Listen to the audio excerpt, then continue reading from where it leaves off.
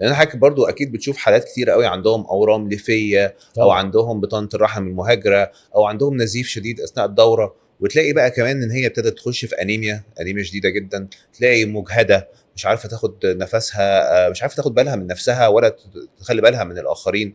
فايه راي حضرتك يعني دور الفيتامينات في الفتره دي، اهميتها ايه؟ ما هو زي ما انا قلت هي مهمه في كل امم. المراحل.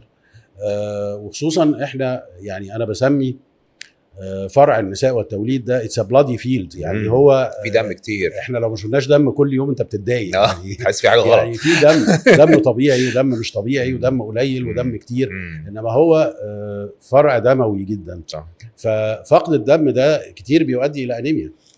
فقد الدم ممكن مش هقول المريضه، السيده تبقى معتبره ان ده في الطبيعي، صح. الدوره زادت يومين امم. ثلاثه مش عارف ايه، لا ده ياثر عليها جدا، امم. لان مش كل واحده الريزيرف بتاعها زي التاني. صح. فتلاقيها جايه لك، هي مش بتجيلك، هي بتروح لدكتور باطنه او صح. دكتور دم. وانت طبعا يا دكتور مم. عمرو عارف لا قد ايه طبعا. حالات بتتحول لك عندها سيفير انيميا، صح. وتكتشف ان عندها ورم ليفي. مم. ورم ليفي ممكن يبقى صغير جدا صح. بس موجود في موجود تجويف في الرحم تجويف الرحم وعامل نزيف، نزيف. والنزيف ادى الى انيميا، مم. والانيميا ادت الى مشاكل طبعا، مشاكل على كل اعضاء الجسم صح. مش على الجهاز التناسلي بس. وحضرتك بتشعر برضو ان بقى في كميه سيدات ممكن عندهم نوع من الاجهاد العام، طبعا. حتى لو عند الهيموجلوبين بتاعهم او عندهمش انيميا.